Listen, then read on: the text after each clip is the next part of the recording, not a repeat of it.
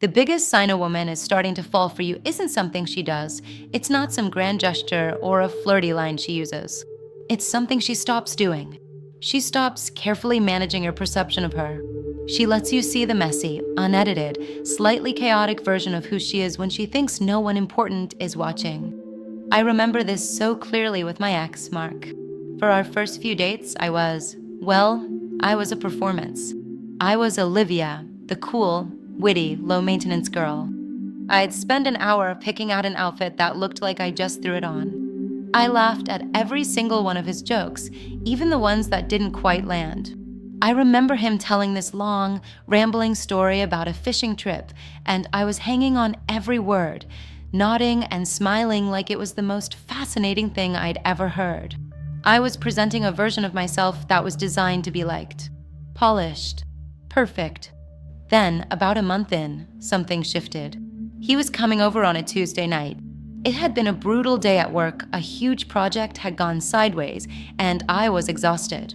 The old me would have canceled, or at the very least rallied. Put on makeup, changed my clothes, hidden the evidence of my stressful day. But on this night, I just couldn't. He walked in, and I was still in my sweatpants. My hair was in a messy bun. I had my ugly prescription glasses on, and there was a half-eaten pint of ice cream on the coffee table. I didn't even get up. I just looked at him from the couch and said, "My boss is a sadist, and I think I might actually hate my job." There was no filter, no performance. It was just raw, tired, frustrated me. And in that moment, as I waited for him to make an excuse and leave, I felt this terrifying sense of vulnerability. I had just let him see behind the curtain. And it was only later, when he sat down, put his hand on my knee, and said, "All right, tell me everything," that I realized what had happened. I hadn't consciously decided to let my guard down. My heart had decided for me. I had stopped seeing him as an audience to impress and started seeing him as a partner to lean on. And that's when I understood the truth. When a woman starts falling for a man, her behavior isn't about adding new, flirty actions. It's about subtracting her defenses. It's a process of emotional disarmament. It's her subconscious saying, "Okay, I trust you. I trust you enough to be real." And if you're only looking for the obvious, Hollywood movie signals, you'll miss the entire, beautiful, terrifying process of her letting you in. So today, we're going to talk about those signs. Not the checklist you've heard 100 times, but the subtle, behavioral shifts that reveal she's taking off her armor, piece by piece, and showing you the person underneath. We're going to look at how her perfection starts to fade, how her world begins to bend in your direction, and how she starts to invest her most precious resource, her emotional energy, in you. And by the end of this, you'll be able to see the difference between polite interest and genuine, developing feelings. Part 1. The cracks in the armor, when her perfection fades. The first and most powerful category of signs is what I call the cracks in the armor. Society, from a very young age, trains women to be agreeable, to be pleasant, to be easy, especially in dating. We're taught not to be too much, not to have too many needs, and to present the most appealing, least complicated version of ourselves. But that performance is exhausting, and it's unsustainable with someone you're starting to actually care about. So the first real sign she's falling for you is this: she lets you see her flaws and vulnerabilities. This goes way beyond the story I just told you about my sweatpants. It's about her sharing the things she's not proud of. I have a friend, Sarah. Sarah is one of the most confident, put-together people I know. Her apartment is immaculate, her career is on a rocket ship trajectory, and she always knows the right thing to say. When she started dating her now husband, David, she was the epitome of the perfect girlfriend. She planned incredible dates. She was always positive, always energetic. I used to joke that she must have been rehearsing their conversations. And then one night, my phone rang. It was Sarah, and she was sobbing. Not just crying, but that kind of ugly, can't catch your breath sobbing. A major presentation she had been working on for months had been a total disaster. She felt like a failure, an imposter. We talked for about an hour, and at the end of it, she sniffled and said, "I can't believe I'm telling you this. I would never let David see me like this. He thinks I have it all together." About 3 weeks later, she called me again. But this time, she was laughing. She said, "You won't believe what happened. I got some tough feedback at work today, and I just kind of fell apart. David was over, and I just started crying right in front of him. I told him all about how I feel like an imposter sometimes, and that I'm terrified of not living up to everyone's expectations." I asked her how he responded. She said he just listened. He didn't try to fix it. He just sat with me in it. And then he told me about a time he completely bombed a job interview and felt like a total idiot. That was the turning point. That was the moment her relationship with David went from being a promising series of dates to something real. She didn't just share a story, she shared her shame. She shared her fear. She let him see the part of her that she kept hidden from almost everyone else. Men, when a woman tells you about her fight with her sister, her insecurity about her career, or the dumb mistake she made at work, she's not just complaining. She is handing you a piece of her unfiltered self and watching to see what you do with it. This is a test, but it's not the kind you think. It's not a manipulative game. It's a vulnerability test. Her heart is asking, "Are you a safe place for me to be imperfect?" And honestly, I think this is where so many men get it wrong. You see a woman who is suddenly less bubbly or a little more complicated, and you interpret it as her losing interest. You think the fun girl is gone. But what's really happening is that she's finally comfortable enough to stop performing for you. She is inviting you out of the pristine guest room and into the messy, comfortable living room of her life. Another sign in this category is she stops being so agreeable. In the beginning, she might agree with everything you say. "You love that band? Oh my God, I love them too. You think that movie was overrated?" Totally, it was so overrated. She's trying to build rapport and find common ground. It's a natural, human thing to do. But when feelings deepen, something changes. She'll start to challenge you, just a little. She'll playfully disagree with you. You'll be talking about a movie and you'll say, "The hero was so compelling." And she might just smirk and say, "Really? I thought he was kind of an idiot. The villain made way more sense to me." This isn't her being argumentative. This is her being comfortable. It means she no longer feels that your connection is so fragile that a minor disagreement could break it. She trusts that you like her, the actual person with her own opinions, not just the agreeable mirror she was holding up at the beginning. It's a sign of respect. She respects you enough to be honest, and she respects herself enough to have her own point of view. It's a subtle shift from "I hope he likes me" to "I think we're strong enough for me to be me." If you're finding this idea interesting, that the signs are more about subtraction than addition, do me a quick favor and hit the like button. It helps me know what kind of content connects with you guys the most. Part 2, the gravity shift, when her world bends towards you. The second category of signs is about logistics and attention. When a woman starts to fall for someone, he develops a sort of emotional gravity. Her time, her thoughts, and even her physical space start to orbit him in a new way. The first sign here is obvious on the surface, but the motivation behind it is key. She actively creates opportunities to be with you, especially one-on-one. Any woman can agree to a date you plan, but a woman who is developing feelings becomes a co-conspirator in the project of spending time together. She's not just a passive recipient of your invitations, she's an active generator of opportunities. I remember I was casually seeing this guy, let's call him Leo. Things were fine, but I wasn't invested. He would text, "Want to get a drink Thursday?" And I'd say sure. The planning was all on him. My role was just to show up. Contrast that with Mark. When Mark and I were in that early phase, my brain was constantly working in the background, like a computer running an optimization program. I'd hear about a new exhibit at a museum, and my first thought would be, Mark would love that. I should mention it. I had a work errand to run in his neighborhood, and I'd text him, "Hey, I'm going to be near your place around lunch. Any chance you're free for a quick bite?" I was creating intersections where our paths could cross. It's not about being desperate or clingy. It's about her life starting to feel more interesting when you're in it. So she looks for ways to weave your timelines together. Pay attention to the excuses she makes. "I was just in the area. I just happened to have an extra ticket to this thing. I remembered you said you needed help with this, and I'm free." These aren't always just happy coincidences. They are often intentional acts of gravitational pull. She's gently nudging her orbit to align with yours. Connected to this is a sign that happens in group settings. She creates a private bubble with you. Have you ever been at a party or a bar with a group of friends, and even though there are 10 other people around, you feel like you're having a one-on-one conversation? That's the bubble. When a woman is falling for you, she will subconsciously work to create it. She'll stand a little closer to you than to others.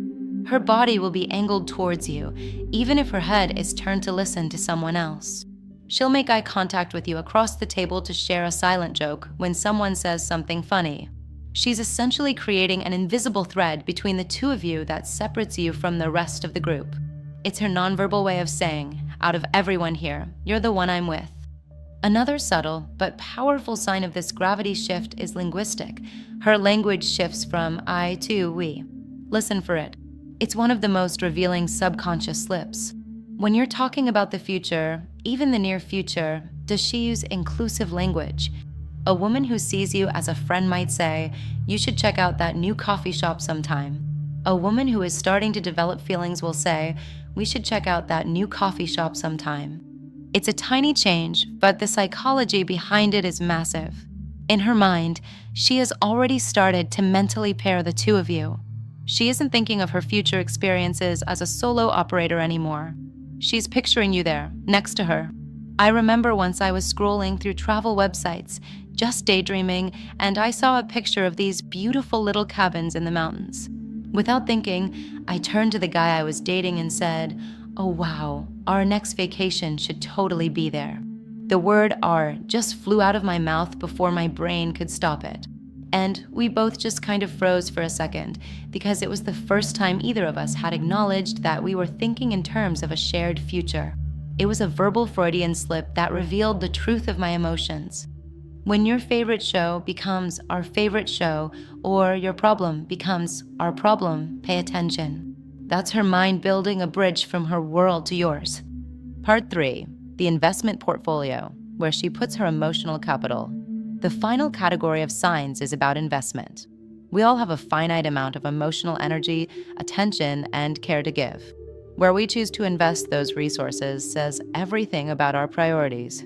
When a woman starts to fall for you, you become a blue chip stock in her emotional portfolio. The clearest sign of this is she champions your success and feels your failures. This is more than just polite encouragement. A friend will say, good luck with your presentation, and mean it.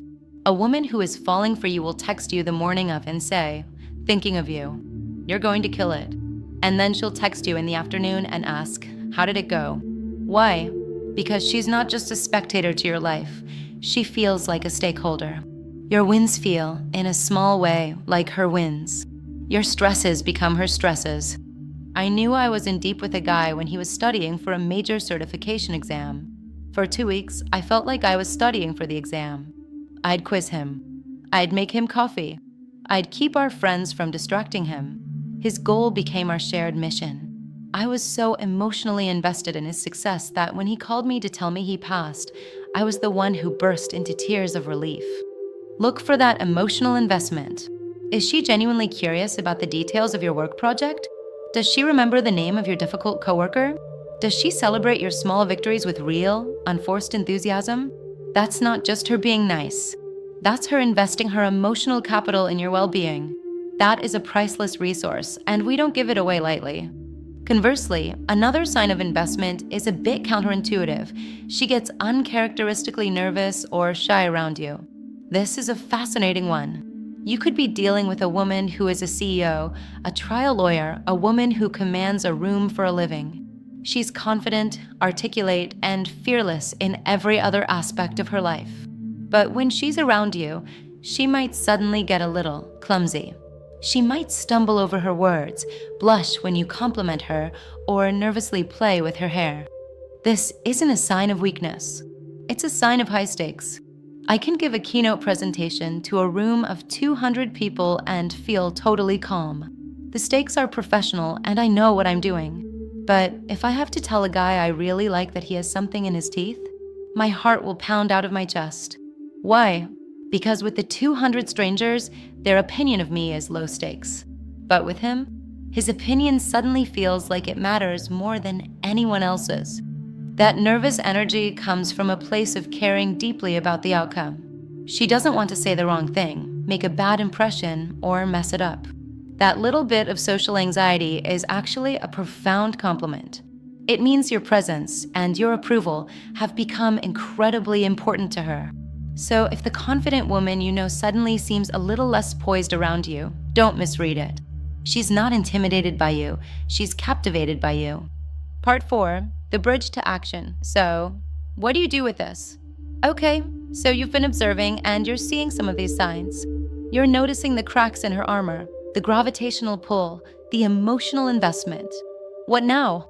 This is where so many potentially great connections fall apart, so this is important. First, and most importantly, your job is to become a safe harbor, not a detective. Don't treat this like a game where you're collecting clues to prove she likes you. That turns connection into a conquest. Your one and only job is to create an environment where she feels safe enough to continue taking off her armor. When she shares something vulnerable, a story about a past failure, a current insecurity, your instinct might be to jump into problem-solving mode. Resist that urge. She doesn't need a consultant, she needs a confidant. The most powerful thing you can do is listen, validate, and share. Just say, wow, that sounds really difficult. Or, I can see why that would be so frustrating. That's it. That is the entire secret. You are communicating that her messy, imperfect feelings are welcome here. That simple act is more attractive than any clever line you could ever deliver. Second, match her vulnerability. Don't overwhelm it. When you see these signs, the temptation can be to floor it. She shows you a little crack in her armor, so you respond by kicking the whole door down and emotionally dumping everything on her. This will scare her off. Connection is a slow, reciprocal dance. If she shares a small insecurity, you share a small one back. If she tells you about a bad day at work, you can tell her about a time you struggled with a similar situation. You're showing her that it's a two-way street. Her vulnerability is not only safe with you, but it's invited, and you're willing to meet her there. It's a gentle, piece-by-piece process. Don't rush it. Finally, always, always, always consider her baseline. This is the golden rule that overrides everything else. The signs we've talked about are only meaningful in relation to her normal behavior. Is she a naturally touchy person who hugs everyone? Then her touching your arm isn't a special signal. But if she is generally reserved and she finds excuses to make physical contact with you, that is everything. Is she an open book who tells her life story to the barista? Then her sharing personal details with you is just her personality. But if you know she is a private person and she chooses to share those details with you, that's a huge sign of trust. You have to be a student of her personality. The signs aren't universal, they're relative. The question isn't, is she doing this? The question is she doing this differently with me? So, to bring it all together, the real secret to knowing if a woman is falling for you isn't about decoding some secret female language. It's about paying attention. It's about recognizing that when a woman's feelings deepen, she's not adding manipulative tricks, she's taking away her protective armor. She's choosing to be vulnerable. She's taking a risk, hoping that the man she's showing her real self to is strong enough and kind enough to handle it. And the most attractive and powerful thing you can do is to recognize that risk, honor it, and prove to her that she made the right choice. Now, this has all been my perspective, based on my own life and the stories of the women I know. And I am genuinely fascinated to hear about your experiences. So, I have a question for you. What is the most subtle sign you have ever seen, or maybe completely missed at the time, that someone was developing feelings for you? Drop your story in the comments below. I promise you, I read them, and I think we can all learn a huge amount from each other's experiences. And finally, if this kind of honest, no-fluff conversation about connection is something you find valuable, do me a favor and hit that subscribe button and the notification bell. We're building a community of men and women who want to understand each other better, and I would love for you to be a part of it. I'm Olivia. Thank you for spending this time with me. I'll see you in the next video.